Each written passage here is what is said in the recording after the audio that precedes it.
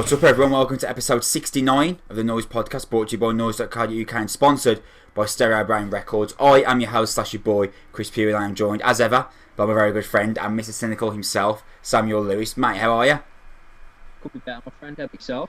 Mate, I'm good, man. I was running through some random news articles to chuck into this week's episode, and I didn't even send this one to you in advance because I thought it was so stupid that I'd have to just talk to you about it off the spot. I was going to read what I put here. The Daily Star, a piece of the Daily Star said that heavy metal makes us fat. Coincidentally, they ran a story last year about someone losing 9 stone by dancing to their favourite metal song every day, but apparently the science behind this is that heavy distorted music makes you search for equally hefty meals or, quote, bosh a kebab. The tabloid news strikes again. Just absolutely unbelievable. Can you imagine if all deathcore bands were just like obese people just sort of wheeling around because of the sort of heavy riffs and all that sort of stuff? It's quite absurd. Dude, I love it. It's like my opinion and respect for tabloid news couldn't be any lower anyway. But articles like that, honestly, it's amazing. I love it. Like, someone has sat there that has gone through editorial, they've thought about it. I mean, I'd love to know who they contacted for this science. If they even bothered, or whether it's just some random person typing their nonsense thoughts. I just one man who runs a kebab shop and listens to Metallica or something like that. That's the base of the whole. Dude, I love it. I don't think there's anything better than that. Apart from us, we're better than that. We are a fortnightly rock and metal podcast available on YouTube, Apple Podcasts and Spotify. Basically, wherever you get your podcasts, we will be there. The best way to support us is by subscribing or following, depending on whichever service you are using. This week, we've got some news to run through that is actually serious, as opposed to that joke I just put in there. We take a look at the upcoming Of Mice and Men EP Bloom and the new Svalbard vocalist / guitarist Serena Cherry's black metal side project Noctule Wretched Abyss. Plus, in a really, really awesome moment for the Noizze Podcast, we interviewed Rise Against bassist Joe Principe. That is, both me and Sam did that interview. And Sam, I will not speak for you. How great was it? Oh, it was superb. He's awesome, isn't he? I think he might have been my favourite guest we've had as a duo, just in terms of the interview, the depth of responses that he got, how invested and passionate he clearly was. He didn't have to do this for us, and we were clearly one of many people he was speaking to over the course of a few hours or few days for his press availability, and he spoke to us like we were Rolling Stone, and I couldn't appreciate that more for the depth and effort he clearly put into the interview. It was wonderful. And his backdrop was pretty awesome as well, wasn't he? That guitar collection he's got hanging up. Such a flex. Yeah. It was such a flex. I loved it. He didn't even mention it. Absolutely didn't even mention it. Fair play to him. Wonderfully intelligent and insightful interview on a whole host of stuff. Really nice insight into Rise Against, and that seemed a very self-conscious band and where they are and what they're doing within the genre and where the genre's moving forward. All that good shit. It was wonderful for us. It was great to have him. I should mention that next Tuesday, a review of the new Rise Against album, Nowhere Generation, is going to be live. We were originally going to include that in this episode as well. However, that album is under an embargo that we can't release a review until the 31st of May. You know, not next Tuesday. I'll release that next Monday. Me and Sam are going to record that episode next week, and I will release it next Monday, so you can look forward to that. Before we get kicking on with the news, remember to follow us on Twitter at Noizze Podcast. Both me and Sam run that account. You'll see our random nonsense and musings of things that we like, and random memes that I make when I'm bored and I've got 5 minutes spare at home. Sam, let's kick off with the news. Iron Maiden didn't make it into the Rock and Roll Hall of Fame, Sam, and Gene Simmons called it disgusting. Who did make it in, Sam? I will tell you. Tina Turner, the Foo Fighters, Jay-Z, Todd Rundgren, the Go-Go's, and Carole King. Dude, I have heard of these names get branded about, apart from the Go-Go's. So I was like, I've got to listen to these. So I kind of searched them up on YouTube. Are you familiar with anything they've done? Not at all. They're like a female they're like a female 80s band that I suppose you could call rock and roll because they've got a bass guitar. Seriously, it's incredible that they have made it into this Rock and Roll Hall of Fame. Or is it? Because we're about to go into a bit more detail here, Sam.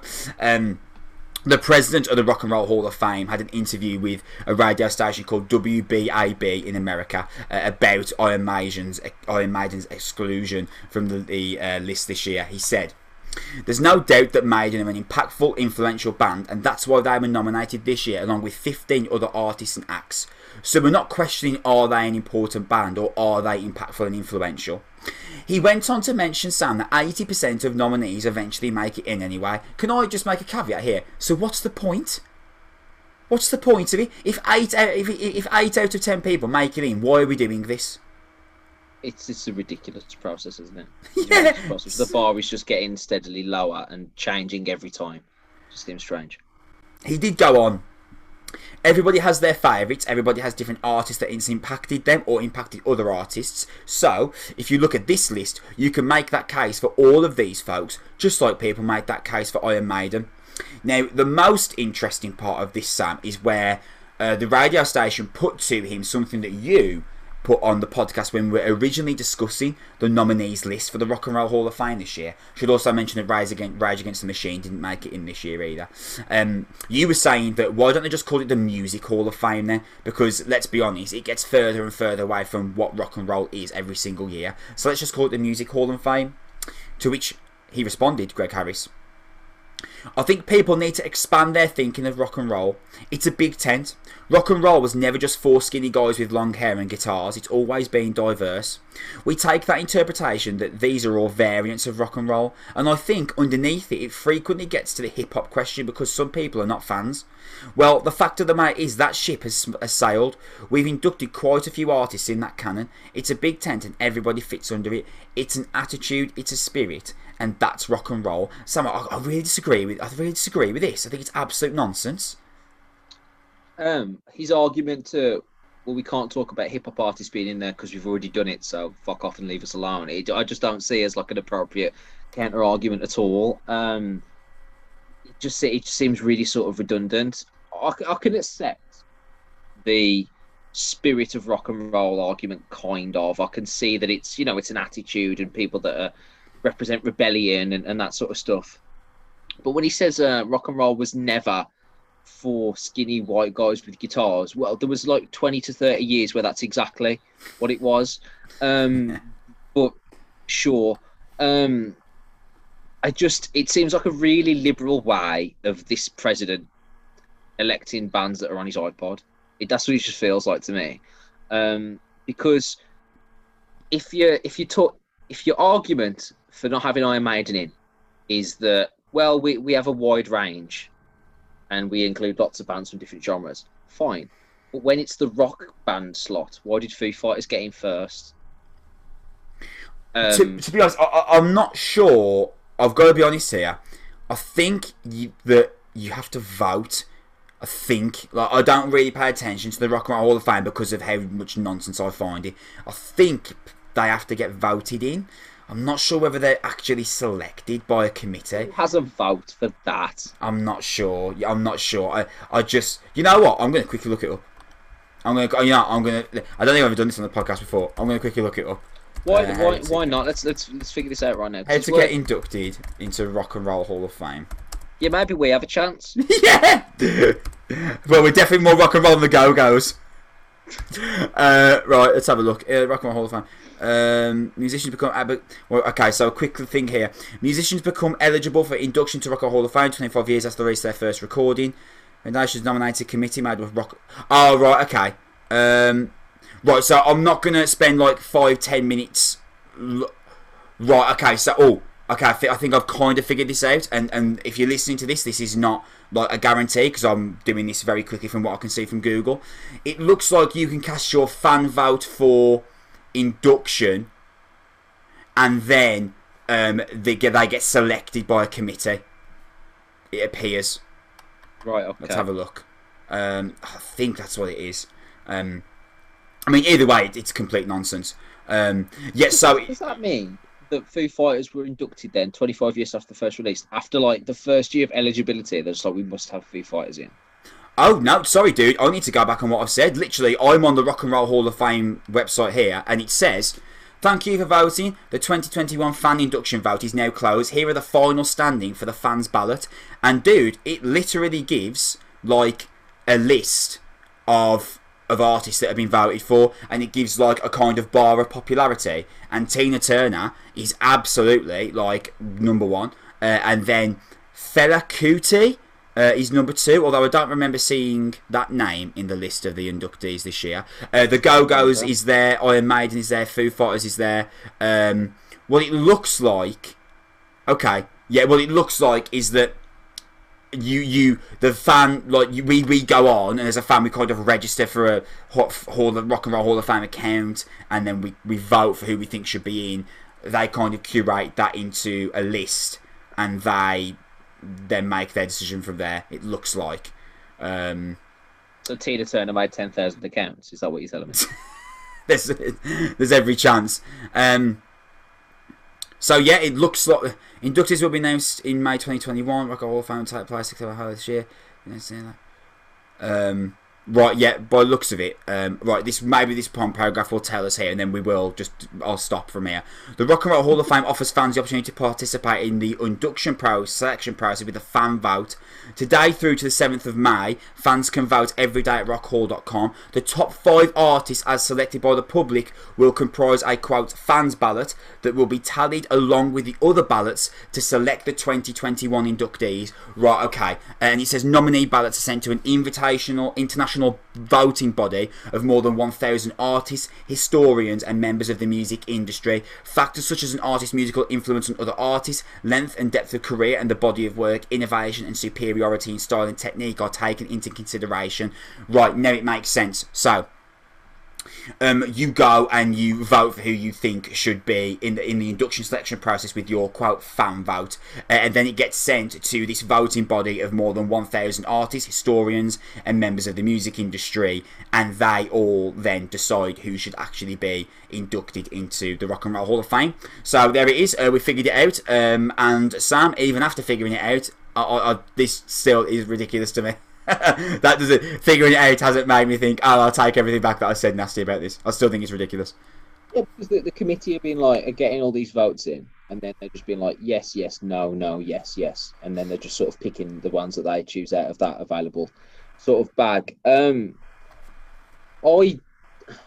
with you that it feels like defending Iron Maiden's right to be in the Hall of Fame is by extension admitting that the Rock and Roll Hall of Fame matters, which it absolutely doesn't. But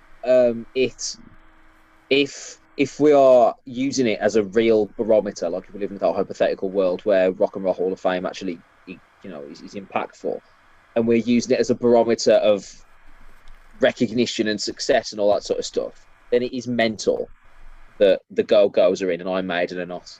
Yeah, it just is, if that's the way that it is. And I am, far be it from me to agree with Gene Simmons on anything. But he's right in this case. It is, to quote him, disgusting. That if you just draw a comparison between what is more impactful in the world of rock and roll, even if you want to widen the tent to the fucking size of Antarctica, as far as I'm concerned, Iron Maiden is still a much more impactful rock and roll contributor than 9/10 of the ones that I've inducted in the last 4 or 5 years. I mean, I'm not going through the list again because it's just going to make me incredibly angry. Yeah. But it got to the mid-90s and there was like a complete drop-off where we just started pressing shuffle and just incorporating whoever we wanted. So Maiden have got to get in at some point. The Rage Against the Machine in there is also utterly ridiculous. But yeah, like I've said, doesn't really matter. Paul Stanley and Gene Simmons appear to be upset about it. Fine, that feels like old man yells at cloud to me. But other than that, that's what it is. Sam, this isn't really like a news story that we can talk about, but I figured it would put a smile back on your face after the 2 absolute barrages of ridiculousness I've thrown at you in the first 2 segments of the Noizze Podcast. After the burial or in the studio, we will put me again, Sam. They uploaded a picture on their Instagram. Oh, that's wonderful news. So, see, there we go. There's that smile I was waiting for. So, basically, dude, 2022, New After the Burial, obviously will be the follow-up to 2019's Evergreen, which made it 4th on your Album of the Year list, if I remember correctly. Jesus, if that's right, fair play, because I haven't got a Scooby. Yeah, it's top 5. I think it was 4th. I mean, you love yourself some After the Burial. I love myself some After the Burial, man. Yeah, top 5 band that I've found in the last 5 years. After the Burial. Unreal, man. We are going to move on. This one was interesting to me, Sam. Rings of Saturn are going instrumental. The deathcore band announced this in a statement. Rings of Saturn is transitioning towards a strictly instrumental direction, which will open up many new doors in terms of musical creativity for the band's future. We are looking forward. Close several others. I knew you'd jump in. We are looking forward to exploring new territories of writing and expand on the band's overall sound in this way. Along with the recent instrumental album release versions of our past discography, every album since Dingier has traditionally included an instrumental track, so many fans will appreciate what's coming next with a sense of familiarity. We would love to have Ian Barrow on any tours we currently have booked, but that decision remains ultimately up to him. And moving forward, this also means that live shows will be done completely as an instrumental band. We would like to thank Ian Barrow for his years of hard work and commitment as the voice of the band during its most recent 10 years. On tour and in the studio, it has been an honour to create and perform music alongside such a great vocalist. We absolutely wish him the best in any endeavour he decides to pursue, and we hope that fans show him the same love and support as well. In case obviously that wasn't made obvious, Ian Barrow is the vocalist of Rings of Saturn, and he has left the band. Now, Sam, this is usually something I wouldn't really bring up, because if you're a big Rings of Saturn fan, you'll know this already, and if you're not a big Rings of Saturn fan, you'll think, why have I just spent 5 minutes listening to a podcast talk about this? However, this is interesting to me because only last month, Sam, were Rings of Saturn dropped by Nuclear Blast after guitarist Lucas Mann, quote, brazenly threatened to issue public statements condemning Nuclear Blast in the strongest terms possible if the label does not give in to his baseless demands. Now, that was a statement that Nuclear Blast actually put out about Lucas Mann. Dude, are you big on Rings of Saturn? I don't think we've ever really spoken about them. No, I'm not. Yeah, no, I think they're a bit pretentious and difficult and relatively indecipherable. Yeah.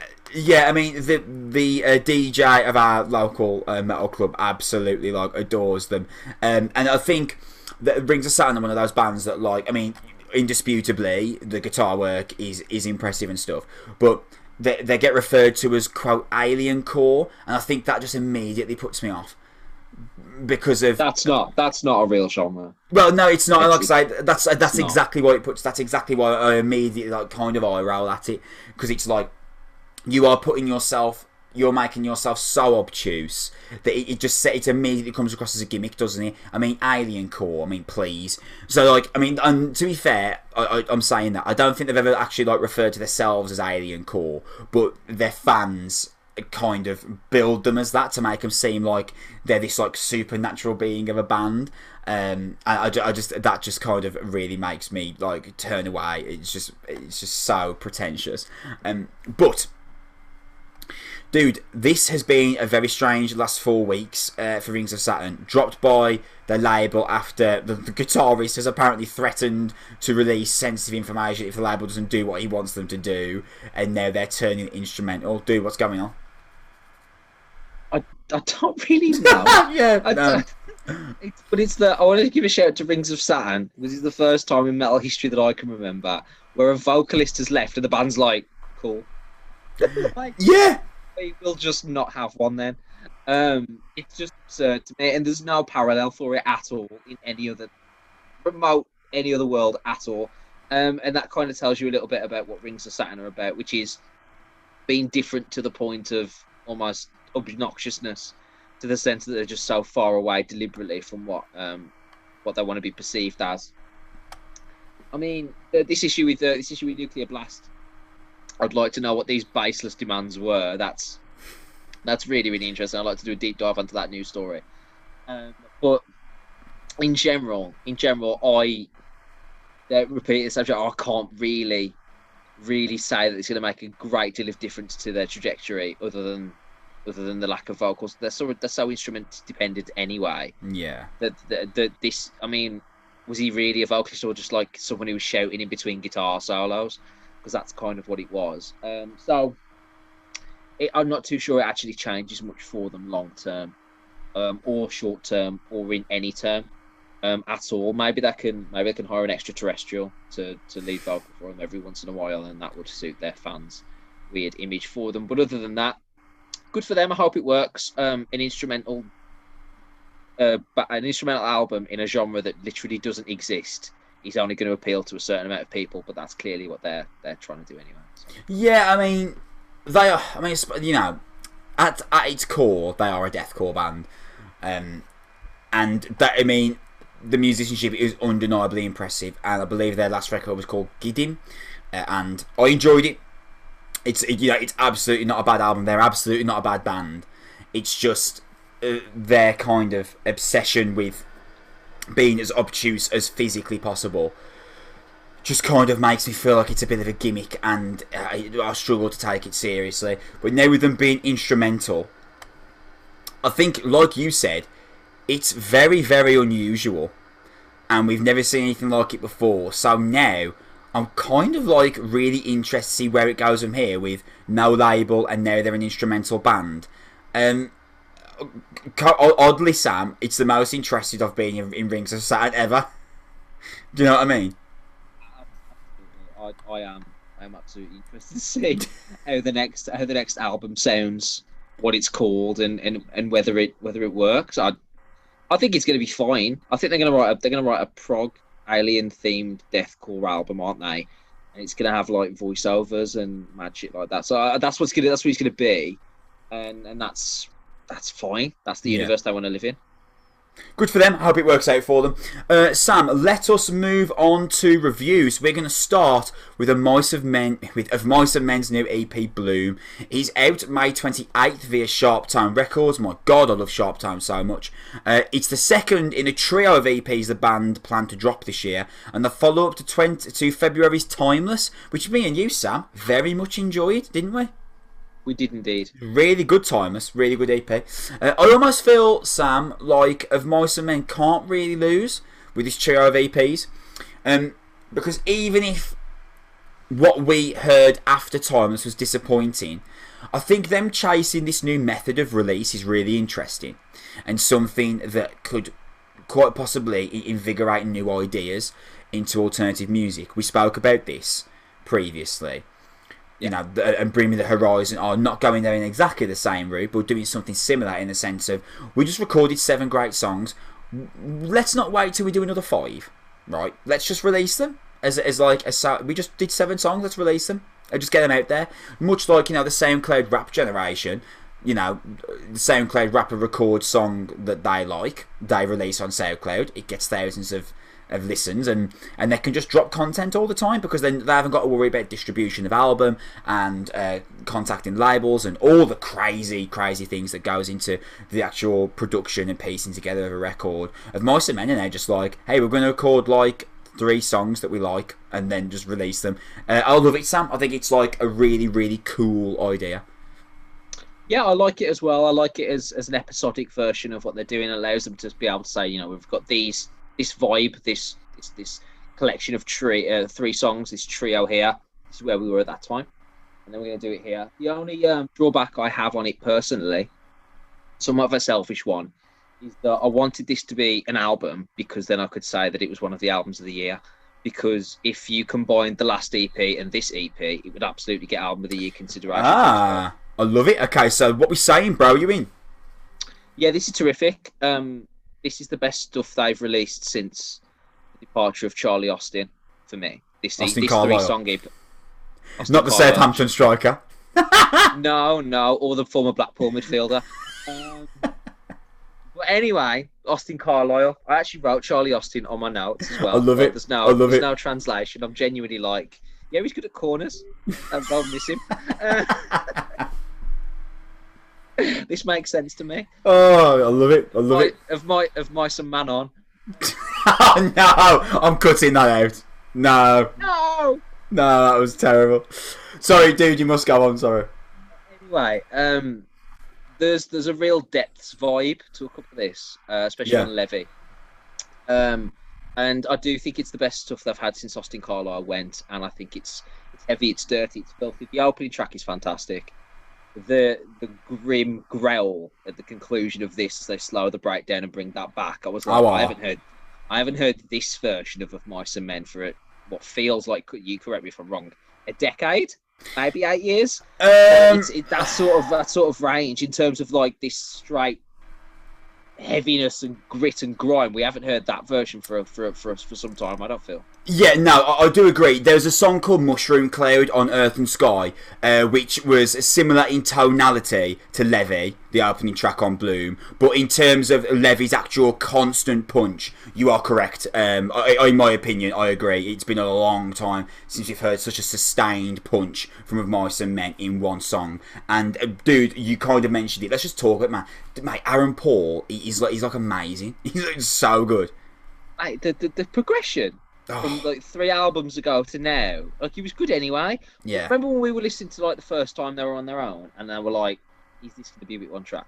Is this going to be, there's a ceiling on what they can be because of their vocalist who's talented but not, hasn't got that sort of range." But man, he absolutely has that range. He's phenomenal, and that's really, really, really good for them.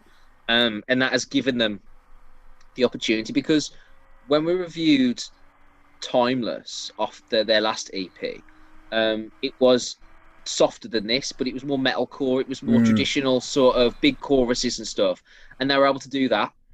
And now we're getting this more traditional, almost early metalcore sort of vibe to it as well, breakdown centered, and they're able to just be as comfortable there. And like I said, I don't know how you would feel, but if you added these last 2 EPs up, and then say the next 3 songs they do further on down the line are this good, and you have a 9-song album, it's an album of the year contender, isn't it? Surely. You know what, dude? You put an interesting point. Quite possibly, unless the next EP, the 3 songs just kind of fall off a cliff, which there's no evidence that's going to happen, given Bloom and Timeless. I think if you put them together and just release them randomly, like in a September, and we hadn't had them released sequentially, there's every chance that me and you'd be talking about like, oh my god, this is definitely going to be in our top 10. Specifically considering what we like. I mean, Sam. Yeah. The final breakdown on Levy, I think is the heaviest of the band's career. It's got to be up there. Like the tone, the brutality, the sludge of that final breakdown on Levy, it is like otherworldly. It's got to be one of the heaviest of the band's career, if not the. Like it is like skull crushing. Yeah, I completely agree. It's reminiscent to their opening album, and how often can you say that about any band at this stage of their career where they're going that far back? Yeah, I completely agree. But there's also some real depth here as well. Like Bloom, the title track, the next song opens melodically. Yeah. And they immediately sort of get back to that. All right, this is what we're also capable of. What I like about Bloom is the groove of the verses. Man. Yeah, man. It's got this open hi-hat. It's got this nice lumbering, methodical type groove to it, sort of pacing along. It doesn't feel, when you hear sort of breakdown verses at the moment, in modern metal, it's sort of, you get the impression that it's so tight and it's so mixed, where that the snare and the hi-hat and the cymbals are so tightly wound to exactly what the notes are, that it doesn't have this organic feeling that this one does. But here I felt like it was a real, I can't quite explain it, it's this real sort of, I don't know, like this real sort of chemistry and vibe that is coming across very naturally as this is happening. And I just loved the feel of it, and I thought it was another huge song. It was an absolutely huge song. Dude, you kind of mentioned it earlier, and I interviewed Aaron for Distorted Sound before Timeless came out, and he's told me that each EP would tell a different story and have a kind of different style within metalcore. And when I might need to go back and listen to Timeless, but this certainly feels like the heavier of the 2 offerings, doesn't it? Oh, absolutely it does. Which would give me the impression that I think the final one is going to be like a melodic trio. Yeah. End of the album, maybe a piano track, you know, like something like completely removed. Yeah. You know, an acoustic number. God knows they could do anything at this point because they have got the scope to do that. But you listen to all three of these tracks and pulling teeth. I mean, it's fantastic. It's absolutely fantastic. It's bludgeoning. It's guttural. It's consistent. It's as good as you would possibly want from music at this stage. Like I said, you used to talk about Of Mice and Men being in a can't lose situation, and you are absolutely right, because the way that their career has gone, we are in a situation where they're perfectly okay to release whatever they like, and if it's good, that's an absolutely fantastic thing. Yeah. And if it's not, we just say, all right, you went through a hardship, you had a great career, you can tour every couple of years and just play the classics. Yeah. That would be fine. You're okay where you are, sort of thing. And you could kind of, no disrespect, you could kind of do the Devil Wears Prada thing, you know, and bring out and, you know, start harking back, and you know what I mean, and do those tours again, because you've got like Devil Wears Prada, an established 5 to 10 year run and a big fan following. You could absolutely do that. You know what I mean? Of Mice and Men are never going to go hungry. No. But this, I think, this puts them in a good category again. This thrusts them back into the new metalcore band conversation, which is weird to say because they are not a new metalcore band, but as currently constructed, they kind of are, aren't they? Yeah. This new episode, this new chapter of Mice and Men is exciting to think about, and I think you can absolutely put these alongside a few of their more modern contemporaries and consider them. I mean, these would be great with Architects on a big. Oh yeah, absolutely. Absolutely would be. These would be great with Parkway Drive. They would fill a floor if you've got Of Mice and Men as your lead support, and you're playing you're playing a 10,000 seater in like Alexandra Palace or Rock City or something like that. That is a big tour. That could be a sellout, and I think that they're positioning themselves to be considered for that again. You mentioned pulling teeth, mate. I mean, mate, those opening guitar lines and kick drum fills, mate, it's like a hardcore track.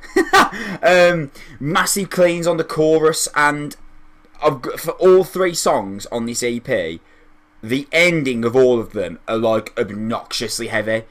Like, it's like these three tracks were all built around their closing breakdowns, and mate, I am absolutely here for it. It's this 9-minute absolute throat punch. Really, really great. It's an EP that, after Timeless, we liked it so much. I thought, well, I mean, if that's the ceiling, that maybe they'll just be scraping underneath for a while. But no, I think this is on level ground with Timeless, and I think that's because it's a different offering. It's a much heavier, more visceral, organic offering than Timeless, and I really enjoyed Timeless. Of Mice and Men, I'm so happy for them that it's so cool to see a band that, you know, we already know, you were mentioning it, they're past their peak. They're never going to be hitting top 4 on the Billboard 200 again. You know, I'd be willing to bet my life on that. But you know what? They don't need to.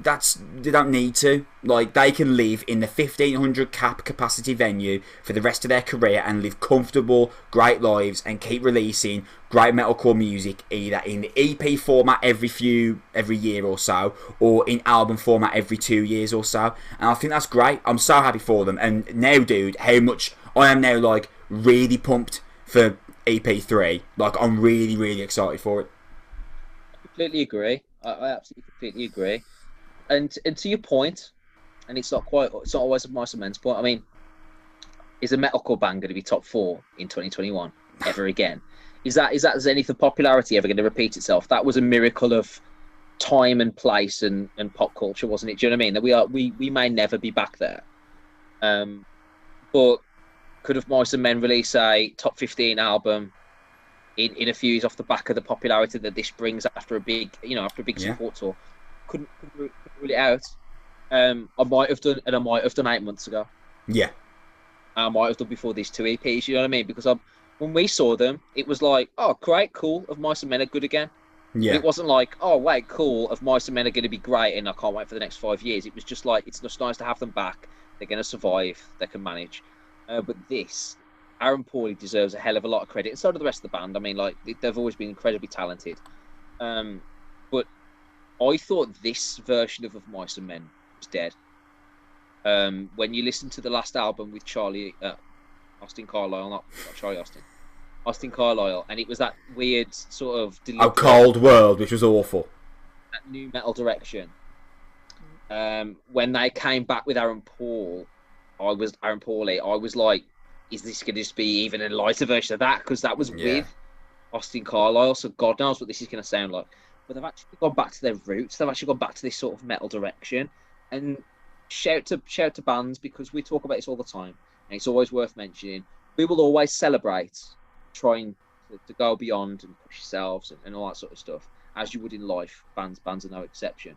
But I also love bands being like, you know what we're really, really good at? We're really good at this. And this is who we are. And this is what our fans like. And this is what works. So let's go back to that. And I'm big on that just as much. And this appears to be what they're doing.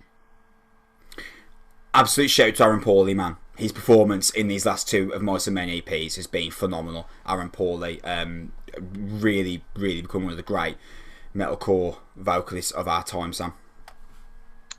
No doubt about it. And what a story where that's actually taken place. Yeah. He's actually becoming one of these, because he absolutely is one of the leading voices of this sort of generation of bands that he's part of. Sam, we are going to close off the show before our interview with Joe Principe from Rise Against comes in with Noctule Wretched Abyss. It is out on May 28th via Church Road Records. And it is Serena Cherry's black metal side project band. Serena Cherry is vocalist / guitarist in Svalbard. Their album When I Die Will I Get Better featured in both of our 2020 Album of the Year lists. It came number 2 in mine. I'm still insanely in love with that album. This is a really cool side project for her, because it's not just a black metal album. It's a black metal album dedicated solely to Skyrim. The songs discuss certain storylines, weapons and dungeons in the game. Strange, Sam, that I'm such a huge gaming fan. Literally, there is a Bloodborne and God of War statue on my right hand side and a Mario statue on my left hand side, but I've never played Skyrim, which is weird. And like, people always like, what, you like games but you never played Skyrim? But for some reason it's, you know, they use that voice as well. Yeah, they like have a go at me about it. It's really weird. But it's one of those things that I've just never got around to playing. A little side note here. There's a good chance I'm going to interview Serena this Saturday coming, which will be on a future episode of Noizze Podcast, that I'm really excited about. But in a sense, Sam, I feel... Actually, are you massively familiar with Skyrim? I don't believe you are, but can we confirm before I say this next part? I played it once for like 20 minutes. Okay, so you're not. In a sense, Sam... Is that not 10% of it? God. I don't think it's like... I woke up, I had amnesia, right? I don't think you're up. I did all that. I think that's 0.1% of it.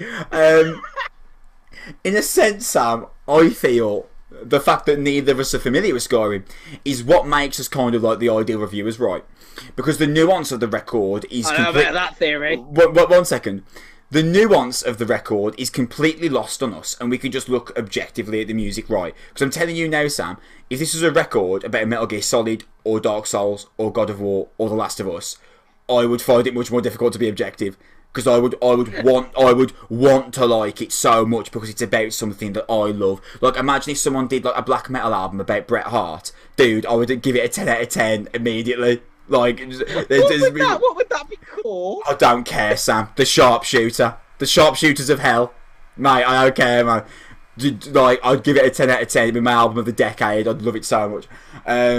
So like, the fact that like I'm not massive on Skyrim helps me be really objective about this record. With that said, I think Serena Cherry is like an unbelievably gifted, brilliant musician. I'm a fan of literally everything that she's done, and let me say this, Sam, including this, I think this is really, really great, even with the fact of its context goes completely over my head because I'm not familiar with Skyrim. Before we actually get into the delving of talking about the record, are we in, Sam? Yeah, I think this is very impressive. I'm also reassured that it progresses away, like Svalbard does, from what you traditionally call black metal tropes and traits. I don't think it's just a by the numbers black metal album. Oh no. And it features a real depth and melody and progression that we came to both affectionately appreciate on Svalbard's record.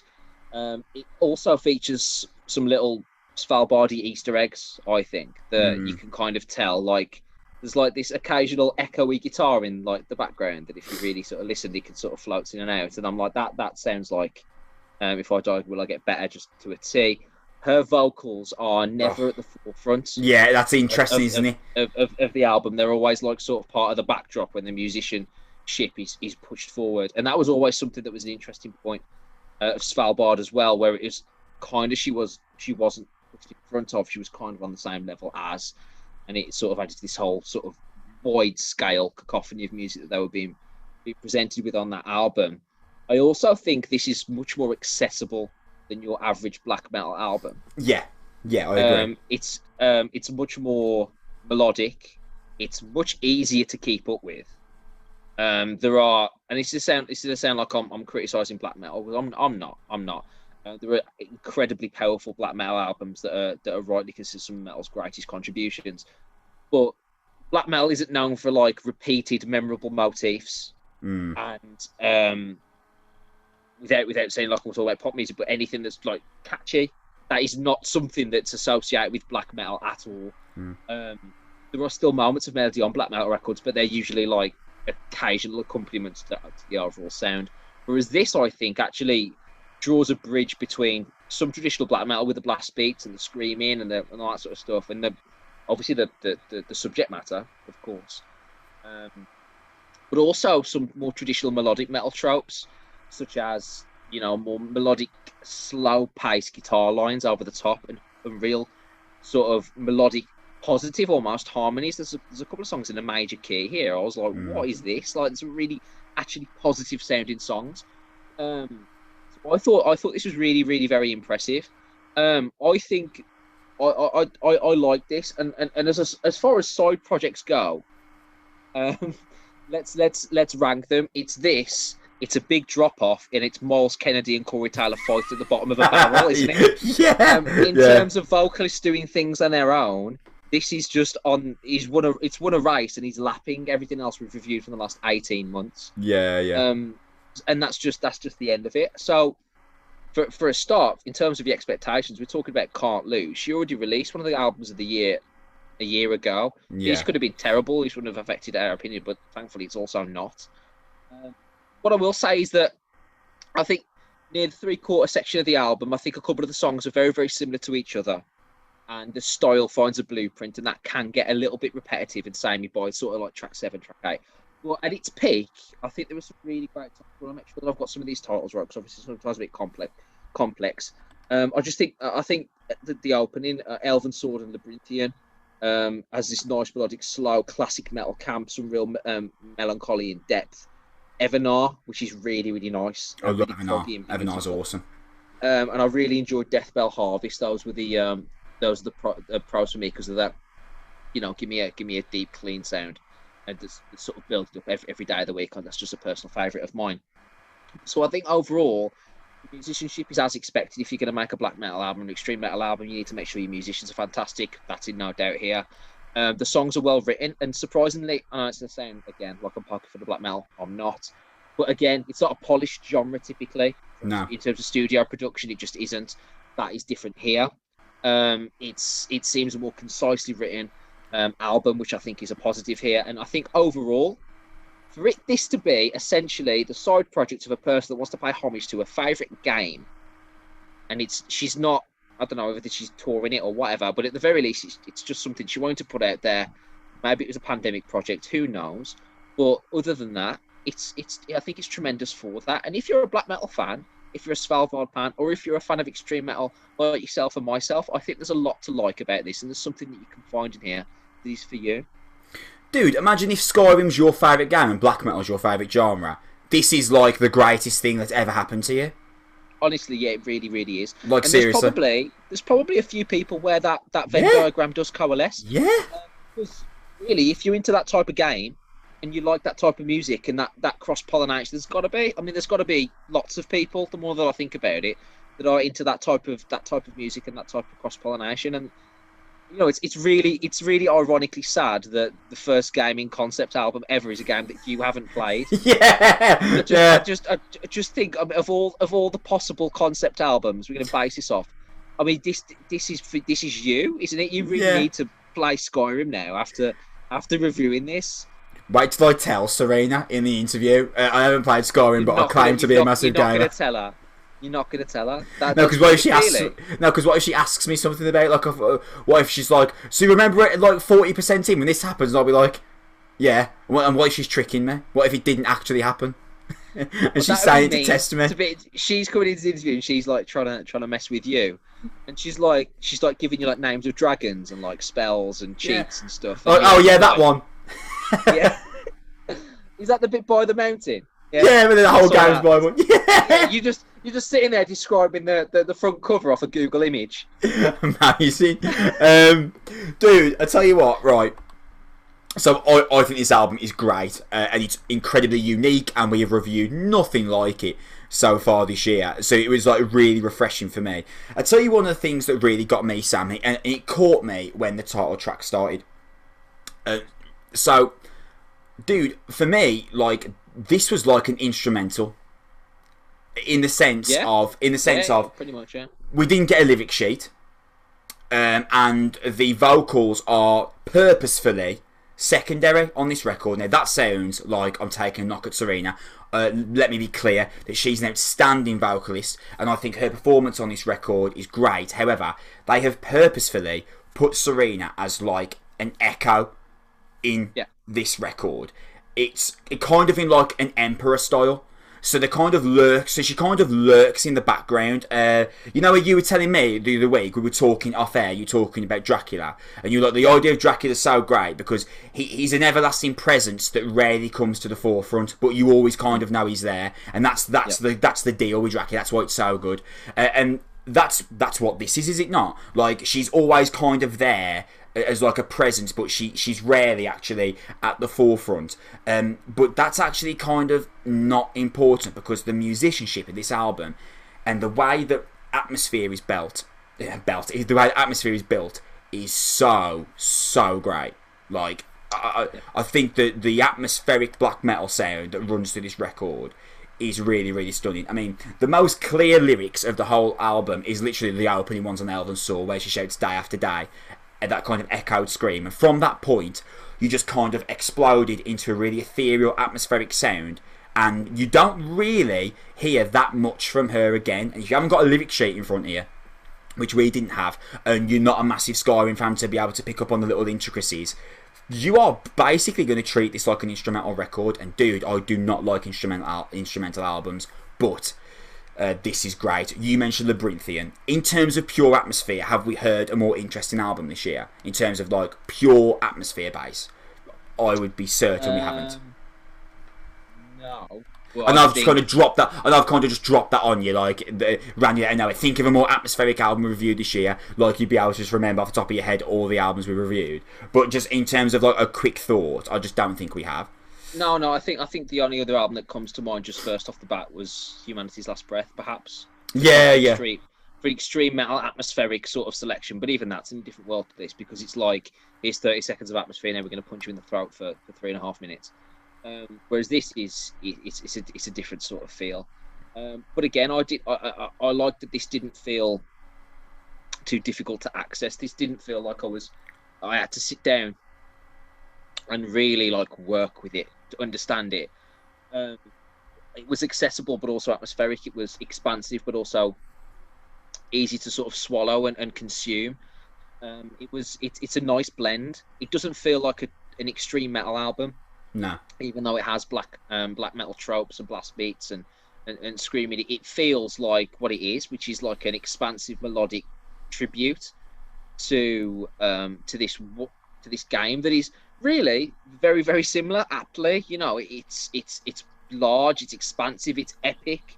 Yeah. And that's mirrored by the music. You might know because you're better with names, but whoever the lead guitarist is doing. I believe it is Serena. Well, then she is a genius. I figured that she was, because she was vocalist. I figured that she was doing the rhythm and stuff like that underneath. But if she's contributing to these main figures over the top of this stuff as well as what she's doing vocally, then that is just utterly superb. And it's a credit to her and her skill. But this is really, really impressive. And like I said, not a particularly difficult race to win, but by far the best solo record we've reviewed, maybe since Danny. Well, no, it's the best solo record we might have ever reviewed. Yeah. I'm just thinking about it, there isn't anywhere near in the same sort of category where I've actually come away saying this isn't just good for something contributed to by this person that we like, but this is very good. Full stop. It's really enjoyable. Good for them. Do you know? You mentioned their album, like band listing, and we haven't been, like, from the promo that we received, we haven't been, like, told who the actual band list is. It's like Noctule always get referred to as the Serena Cherry side project, like black metal side project. So I'm fairly confident that the guitar work is mostly hers, but I can't absolutely guarantee that regardless. She played lead guitar in Svalbard. Because that would she mirror her own role, wouldn't she? Yeah. You know what? I think there is another guitarist with her in Svalbard. Now that I did that one thing where I looked up the answer while we were talking Rock and Roll Hall of Fame, now I'm obsessed with it now, and now I can't stop. Let me quickly look up and see if Svalbard have got a band. That season of The Office where Michael's like, the first day I discovered YouTube, I didn't do anything for 3 weeks. Like, I just want to see if there's a band like listing to see if I can prove myself wrong or right here, which there is not. So, okay, regardless, the guitar sounds are amazing. And yeah, they are phenomenal. Whoever did them, shout to him or her or them or they. The 1-2 of Evanar and Deathbell Harvest. I mean, oh my god, Evanar has got this kind of. The clean electric guitar lines on that song are some kind of mix between classic rock and death metal. Like, there's a whole new tempo to that track compared to anything else on the album as well, which I thought was really, really amazing. And this album is like, and just like Svalbard, its instrumentation is really emotional. Like, it's really big and scaping. Do you know what I mean? Yeah, I do. It's expansive. It's film score-esque. Yeah, Svalbard's album was. Yeah, and Deathbell Harvest, that is pieced together just in this unbelievable flow. Its opening verses really thump and eventually drop into like a guitar solo with this kind of ethereal, angelic vocal running in the background. It's unique, and just this whole album is just mystifying to listen to. And there's really like beautiful cleans that close the song out, and this is just a really, really like fascinating listen, and that's why I'm so impressed by it. Because, like I said, if this was an album about God of War, I'd already be in it. It would almost be like we can't review it because I'm going to be so entire discography. Yeah, I'm going to be so gigantically into it off the bat. Then what's the point? We just know I'm going to love it because it's God of War, like. But this is just about a subject matter that I know very little about, but performed beautifully, written spellbindingly, just absolutely delicious record. This is to listen to. It's the thing I want to talk about, and I want to say something because you're going to laugh at me if I say this off air. But you really like Svalbard. You really like this version, this off album of Svalbard. Yeah. Will you try Oceans of Slumber again? No. Because dude, it's in the same neighbourhood as No, it's like 6 minutes longer each track, man. Dude, I ain't got time for it. Break it down into 2-minute segments. Yeah. I listen to a song every day while you run. Do you know what? Like, when we reviewed Oceans of Slumber, I said to you, I was like, dude, this just isn't for me, man. I ain't into this. Like, I knew you'd love it. I'm still kind of annoyed that you gave it Album of the Year a bit. Was Album of the Year? Yeah. It was for me. I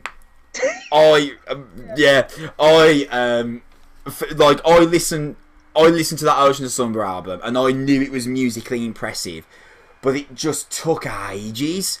That album just took ages, man. Like, I'm really struggling with prog sometimes, and I think, is that because of my poor attention span, or is it just because it just doesn't do much for me, or is it prog's fault? Do you know that meme of Principal? Yeah, that meme of Principal Skinner. It's like, no, it's the kids that are wrong. Like, no, prog is wrong. It's me that's all right. What's the longest film you like? Do you like a long film? Anything that's like over 2 hours and 20 minutes, I'm like, come on. Like, Avengers Endgame, I loved. Absolutely got me. But Justice League, at 4 hours, I watched it in 2 2-hour sittings. I was like, I'm not watching a film for 4 hours. Did you watch The Irishman? I did watch The Irishman. That film could have been 40 minutes shorter. I'm really certain. Dude, alright, you're gonna want to climb into your like camera and come out my end and beat me up. But dude, Godfather 2, man, dude. It's a classic. That film's too long, dude. What would you? All right. What would you cut out? Well, I watched it once, so let me go. I watched it once, so I'd have to go back and remind myself. But I remember thinking, this is a long time. This is a long time. Like this whole life, mate. But this is a long time of Al Pacino constantly looking like he's thinking of something. I've been doing this. I've been watching this for a long time now, and I know The Godfather is one of the great films of our time, especially 1 and 2. But I don't know, man. Like, it's weird because, look, dude, I just finished Far Cry 4, right? And that took me like 45 hours. No problem. I'll chuck 2 or 3 hour sittings into Far Cry 4 for over the space of a month or 2 months. No problem. But you ask me to sit with like a record that's like an hour and 10 minutes, unless it's like Periphery style prog that like it just does all the things for me, or it's like Mastodon, because as I mentioned a few weeks ago, I just love Mastodon now. Man, I'm out. Or like a really long film that's not like Avengers, dude. You need that instant gratification, don't you? That's what it is. So like, in every 30 seconds of the Periphery song, something cool that you can latch onto. Yeah. Like a change of riff. And in games, even though it's long, you're constantly doing things yourself. Yeah. And you're discovering new things. Yeah. Prog and films, you have to literally sit there and wait for stuff to develop, and you're like, bro, I haven't got 17 minutes to wait to the end of this conversation. Well, in films, I'm less so than I am like with prog, because, dude, I love the Terminator films, right? And like, during we were watching Terminator 1, and you said to me, he was like, when's it get good? I was like, it's good now. Halfway through Terminator 2 was the answer that I was looking for. But I was like, dude, it's good now. It's good. Look, it's a robot. Is it? Yeah. Well, my God, we've gone so far off track here. It's amazing. Yeah, Noctule are great. Serena Cherry's amazing. She's one of the great musicians of our current generation. I am absolutely certain. I hope she listens to this podcast and still decides to talk to us. Yeah, I'd understand it if she chooses not to. I just think she's incredible. I would love to find like an actual band listing for Noctule, because I'd love to give the drummer credit. And if there is anyone else that's written the guitar lines with Serena, they absolutely deserve credit as well. But yeah, Wretched Abyss is an album that I understand none of the context, but I'm just absolutely fascinated by its completely beautiful sound. And that's going to bring it to an end for episode 69 of the Noizze Podcast, or is it? Because mine and Sam's interview with Joe Principe is going to come up right. He's going to come up right now. We are going to be back next Monday reviewing Nowhere Generation, which is Rise Against 9th album. So this is good. Are we? Or are we? Yeah, that could have been a complete red herring. No, we are going to be back next Monday. Nowhere Generation, Rise Against me. I'm going to be reviewing it. Here is our interview with Joe Principe. If you're still listening, my God, why? Because we've just talked absolute nonsense for the last like 5 or 6 minutes. Thank you very much. The best way to support us is by subscribing or following us, depending on whichever service you are using. We're going to be back next Monday with a review of Nowhere Generation by Rise Against. This is me and Sam meet Joe Principe. Thank you for listening. We love you. Bye. So now me and Sam are joined by Joe Principe, a bassist in Rise Against. Dude, I cannot thank you enough for your time. What an honour this is. Thank you. Oh, thanks for having me.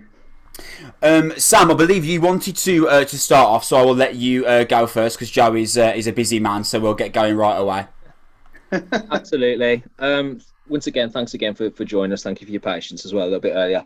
I wanted to start initially with some of the things that the information we've got about Rise Against that we know about them over the history of their career, really.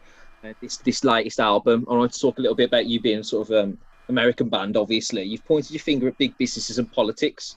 It's essential figures of the destruction of the American dream as part of this ideal for this new record.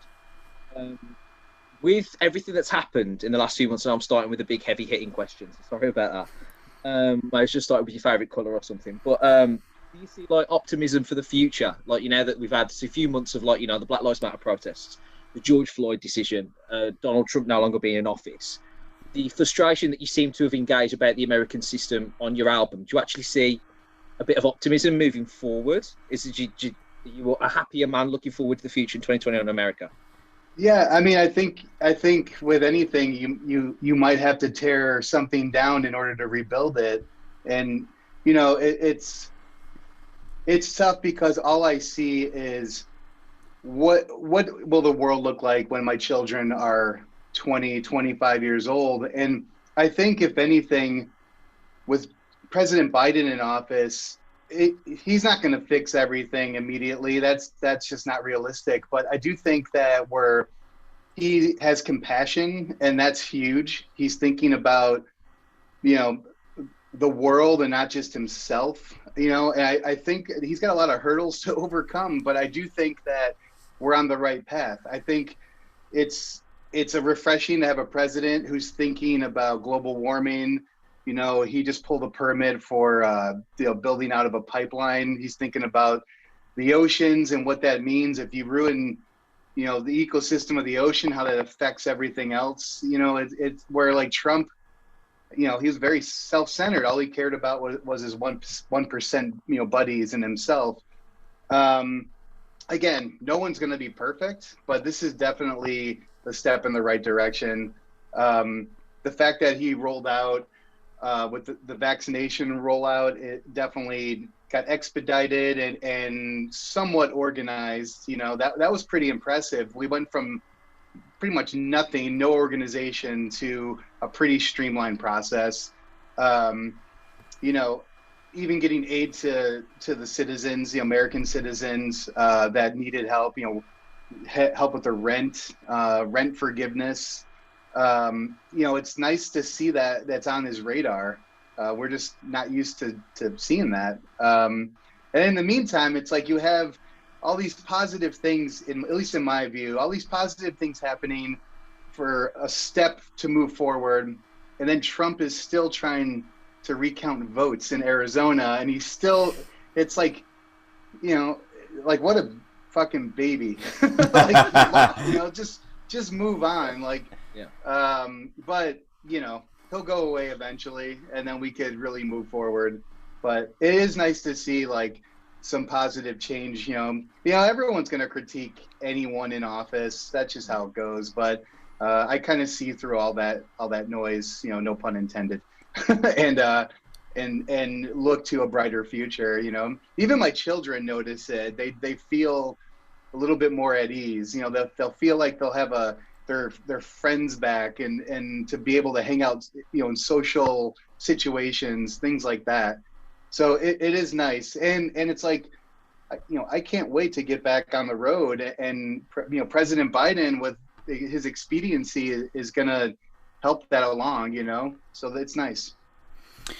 You know, a majority of the bands that we've spoken to over the years generally say that in terms of like the writing process, there's very little planning that goes ahead. They kind of get together in a room, they write what they think's cool, and then the record comes out. But with the narrative of Nowhere Generation being what it is, and you being inspired by your children, which you mentioned there, and being inspired by the conversation you were having with your fan base, would you say that you went into the writing process of Nowhere Generation with a clear idea of exactly what you wanted to execute?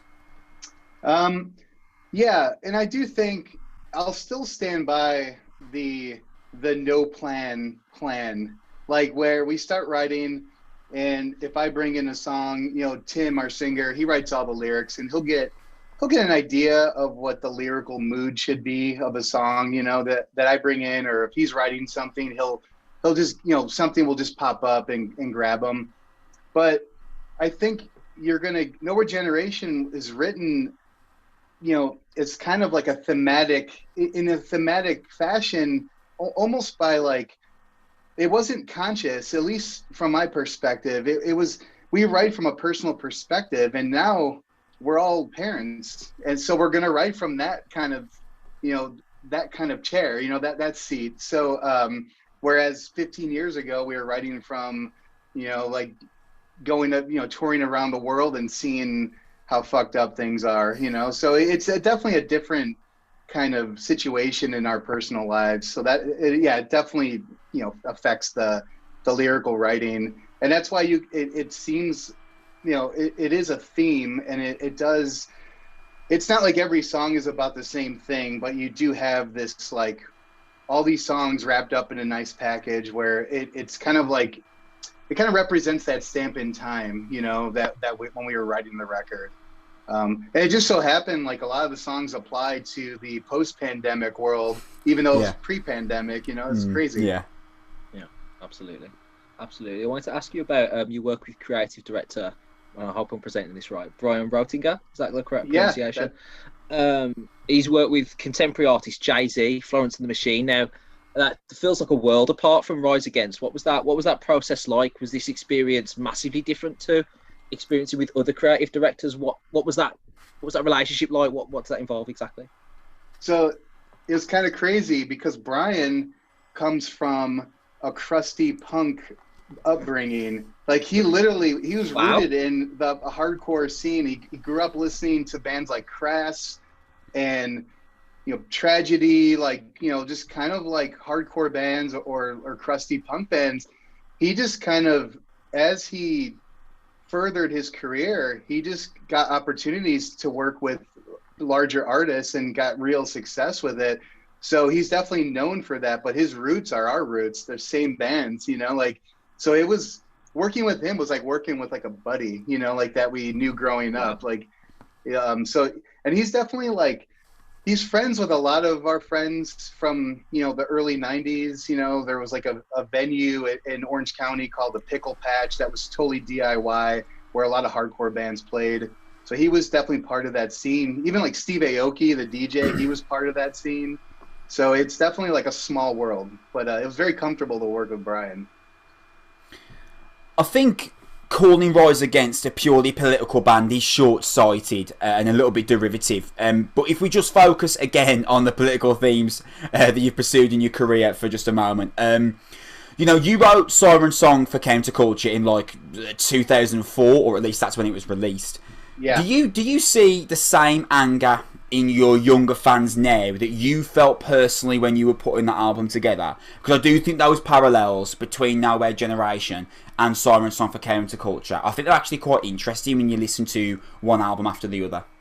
Yeah, that's actually a really good point that no one's ever asked us that. Yeah, we were definitely in our fans' shoes back then. We were definitely, you had George W. Bush in office, and it was scary. It was like, this guy's gonna get us killed in like the next World War III. He didn't know what he was doing, and then it's like, it's funny because Trump came in, and it's like, well, George W. Bush was definitely the lesser of the two evils, but clearly, Bush was definitely not qualified to be president, so that was really scary. And yeah, that was before I started having children, so I definitely looked at it differently. I wasn't as for an ignorant answer, I wasn't as nervous as I was when Trump was in office, because with my children, it's like, well, wait, there's way more at stake for me personally. But back then it was like, no, this is fucked. He's going to get us killed, but we're going to carry on and tour, so it's like, that's kind of what was like my mindset. But I just remember thinking, like, don't be apathetic, even back then, it's like, okay, we just signed to a major label. Our major label debut was that record, Siren Song. Yeah. So it's like, use that platform for some good, make a statement. Don't take the big payday, because we signed to a major label. And that was a big thing for us. We took less money than our peers that were signed to major labels just to get creative control. we wanted to maintain the identity of the band. That was the most important, not to make like a quick buck, Wow. Yeah. And it really worked for us, and everyone at the label respected us. I do think, though, I mean, full disclosure, I think that bar for the label was set. They had no expectations for us to succeed. I think they expected a tax write-off for our record to flop and wow. Okay. And wow. Swing Life Away. Yeah, it was kind of crazy. Like Swing Life Away blew up, and they're like, "Oh shit, we better pay attention to this band." Yeah. So we were maybe a little bit of a thorn in their side, but it worked out. I'm glad, in hindsight, we were forward thinking and not looking for the big payday. Absolutely, that's something to be respected. And speaking of that, almost sort of punk rock attitude to your own music, I wanted to talk to you a little bit about the genre as a whole. So, I don't know if you saw this, but Glenn Danzig of the Misfits gave a quote last week or the week before, where it says that you could release a Misfit album in 2021 because it's too PC now, and the woke culture would get in the way of it. Do you feel it's more difficult to be a punk band now in 2021 with this ideology that Danzig is referring to, or do you feel differently? Do you think it's easier? Social media helped, the punk movement and connections and underground artists and all that sort of stuff. What's your perspective? Because you've literally, from the late 90s, last 20 years, you've got this perspective of how the genre's moved. Do you feel it's much easier or difficult comparison? I just think you have to adapt, no matter what age you are. It's tough because a band like the Misfits, they have a legacy, right, that remains intact, and it is going to be a little bit harder for a band like that. Or I remember the band Fear, right, the Los Angeles punk band. They were going to re-record their first record because they didn't actually own the rights to their first record, and they may have actually done that. And I remember Lee Ving, the singer, was concerned about, because the original lyrics were definitely not PC. They were, they were pretty early 80s, and he was conflicted, like, do I keep the lyrics, do I change it? I think he ended up changing some of the lyrics, but I think that's a process of growing as society and as a human, and realizing like the old way wasn't the best way, so you do have to adapt. And I think people are open to it, and then some people aren't open to it, and you just have to be accepting and have an open mind and respect what the world is now, and why things are fucked up to say in 2021 than they were in like 82. I mean, back then it was like they were just ignorant to a global view, so, and I think with the kind of like, I don't want to say doing away with like homophobia, but back then it was like homophobia was rampant. People were afraid to come out of the closet. They were afraid of getting verbally abused, physically abused, from coming out. And now it's like, it's so much more accepted, which is amazing. But I just think the older generation needs to adapt.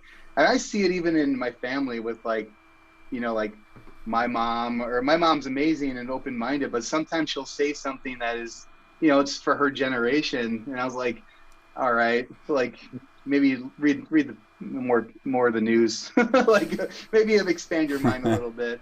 But it is difficult, but I think you could do a Misfits record. You would just have to adapt, to the times now. Like a perfect example is the band The Descendants. They're still writing relevant music, in 2021, and they've adapted, and they've shown that they can, it can be, you can maintain your legacy and move forward all at the same time. Because of the slight delay we had beginning, I just want to make sure that we're good for time. Are we okay here? Yeah. Awesome. I saw an interview with Tim a while ago. He was talking about during the recording of Wolves, he was driving past the same Donald Trump billboard every day on his way into the studio, which kind of like really drove his mindset for that album. In the case of Nowhere Generation, where now kind of more so than ever, all you have to do is pick up your phone and you'll see an element of societal injustice. Was it almost like impossible for you to escape your motivation behind the album's narrative?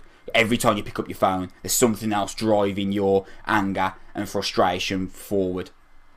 Yeah, I mean, but the music is the release. The music is all I have as a way to well, it's not verbalized because it's through music, but vocalized through the lyrics and the music. It's what keeps my sanity. So yeah, there's going to be driving factors that we encounter every day, but the music is the safe haven, and that's why it's so important. That's why coming out of this pandemic, like we want to tour as much as we can and hit everywhere as possible, because I think the world needs that release. And it's when you're in a venue in a concert, you're with like-minded people. You can let go. I mean, it really is a way to clear your head. But Tim is right, because I passed the same billboard on Recording Wolves, and that Recording Wolves is difficult because we were doing it in Nashville, Tennessee, which is super right wing. Yeah. And I mean, literally, we were in farm country, and every farm had a Trump sign in their lawn, and it was like, I was like, oh shit, like, well, like this is very unnerving, coming from liberal Chicago. So yeah, absolutely.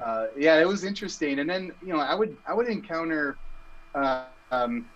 just people that were transplants, people that were moving from. I met a few people that moved from Kansas City that were African American.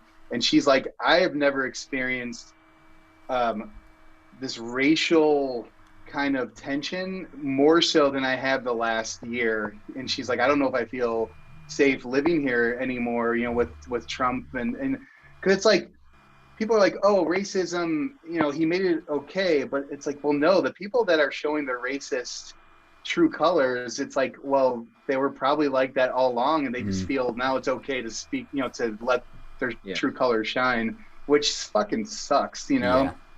So it's like, how do you undo that? It's like, hopefully they can learn through, I don't want to say example, but just learn. I know there's a friend of mine who grew up as a Nazi skinhead in Chicago. When we were growing up, he was to be feared, like going to punk shows. His name's Christian Picciolini, and he reformed, and now he speaks to schools about racial issues and why he reformed. And I think we need more people like that who've experienced it, who got manipulated into that white power movement and come out of it. Like people need to learn from those people for sure. Yeah, absolutely. Like education is like the best way moving forward, is something I genuinely believe in 100%.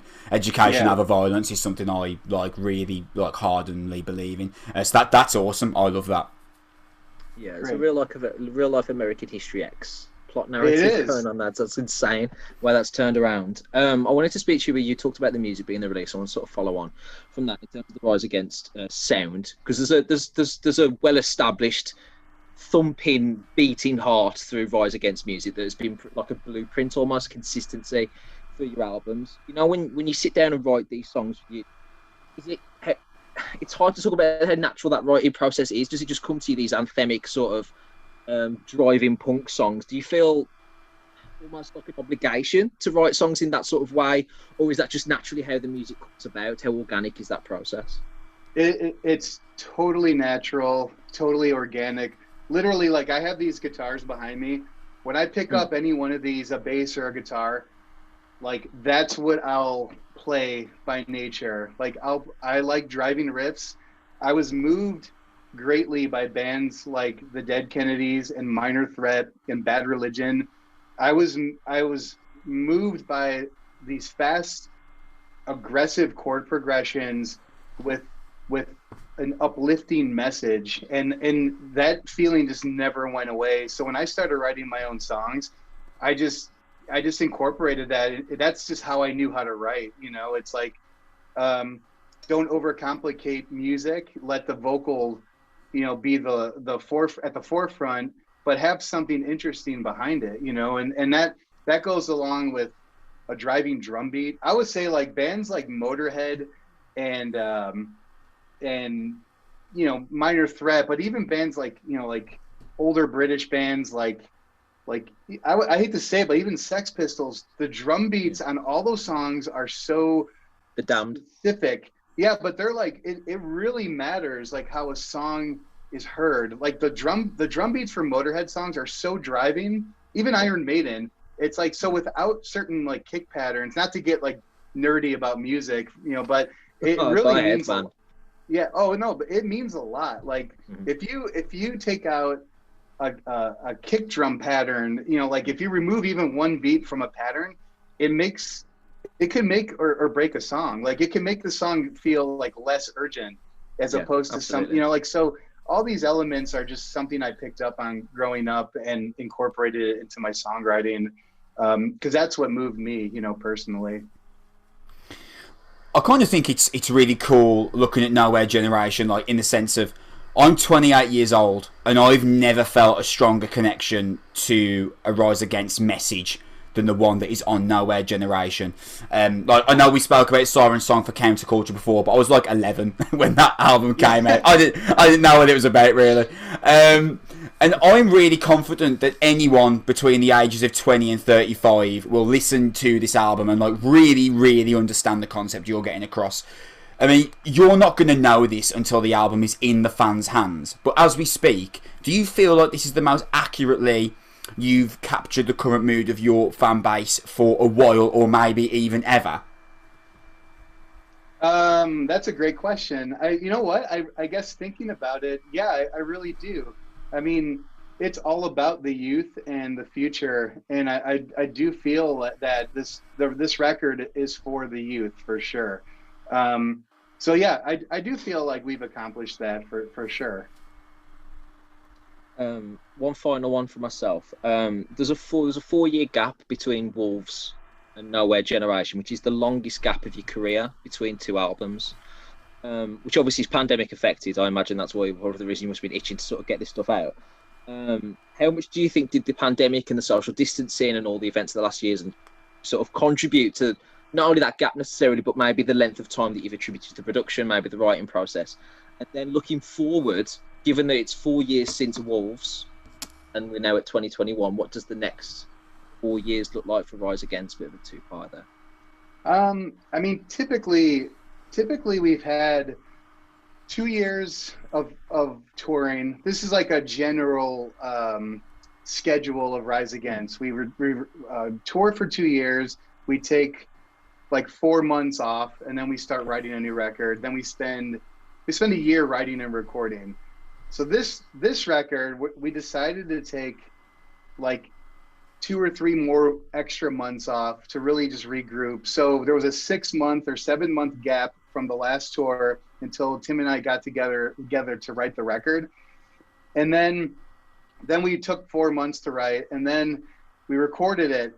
So like that was supposed to be it. We were supposed to get back on touring, and then the pandemic, everything happened after we were done recording. So we were like, oh crap. So we spent all this time, extra time, you know, like without thinking there was going to be a pandemic. So it really made the gap way longer than anticipated, obviously. But I don't think we would ever want to take that much time off. I think we get too antsy.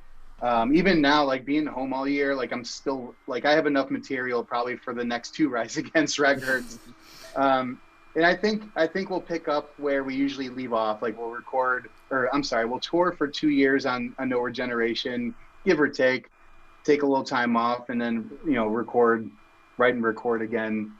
Definitely don't intend on taking, you know, another 4 years in between records. I'm going to close off with my last question as well before we get into our quick fire round. I actually want to go back a little bit to something you were talking about around 15 minutes ago when you were talking about your major label debut. That really the kind of label just signed you because you were kind of like a new up-and-coming band that had a following and didn't actually expect much from you. That happened a lot in the early 2000s because of Hybrid Theory, right? Like Hybrid Theory comes out and every major label's like, we need to sign a new metal band because Hybrid Theory is like the biggest thing in the world and we want to make lots of money. Do you think you were kind of at risk of having your career kind of manipulated and damaged there? And that was like waters that you had to tread really carefully because there's like literally like an A to Z list of bands that got taken advantage of during that Hybrid Theory explosion. Well, yeah, and that's why like we had it in our contract. Rise Against maintains complete like creative control. Because I think you're right. I think if we would have taken a big payday and let the label steer the ship, we would have imploded, and we probably wouldn't have been a band like to this day. So these records that you've gotten on the major label from Siren Song moving forward, they sound the way they do, whether they were on the major label or Epitaph or Hopeless Records or, you know, any independent. That's just who we are. So it's important for bands to know that, like, don't let labels dictate what you should or shouldn't do creatively ever, because then you'll lose your identity and nothing good comes from that. So, I guess because when we got approached, we were not looking to sign to a major label. So we were like, we don't care if we're on a major label. So these are our demands. And if you agree to that, fine, we'll try it out. If not, then fuck off, you know?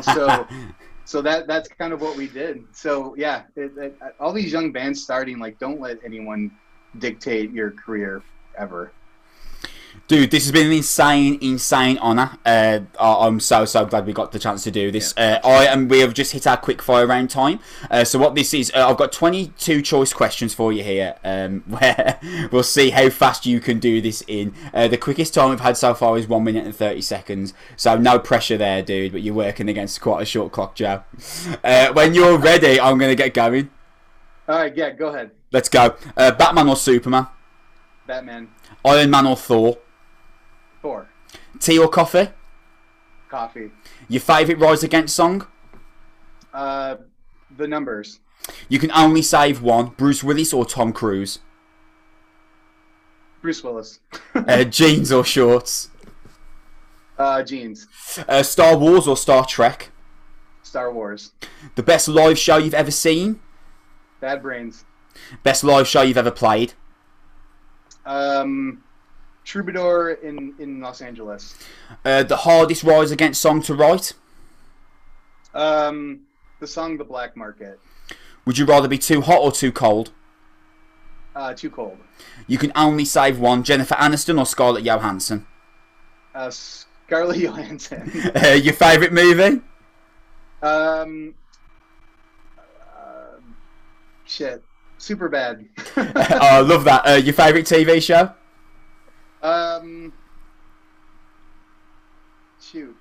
Dexter. Your favourite album of all time?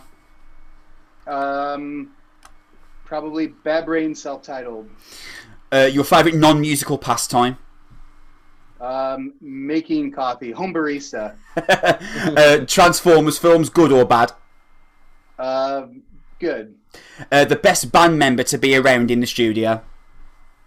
Probably our guitar player, Zach. Your favourite fast food restaurant or takeaway? Chipotle in the States. Awesome. And the best advice you would ever give someone? Speak your mind. I love it. Dude, you're going to be up there, you know. I think we're like 144. So, dude, you're going to be right up there, man. That was impressive. Joe, this was, as I mentioned, an insane honour for us. Nowhere Generation is really, really great, and like one of the record that I connect with the most out of all the Rise Against ones that I've heard. So you should be really proud of that, and I can't wait for everyone to be able to get their hands on it on June the 4th. This was an insane pleasure, and thank you so much for your time. Yeah, thanks, guys. I appreciate it.